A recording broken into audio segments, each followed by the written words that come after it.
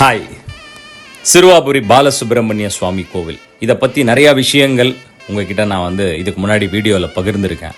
எனக்கான பாசிட்டிவிட்டி, எனக்கான தெளிவான சிந்தனை, முடிவெடுக்கும் திறன் டபுள் மைண்டாக இல்லாமல் இந்த மாதிரி நிறையா விஷயங்கள் எனக்கு கிடைச்சிது அப்படின்னு சொன்னேன்.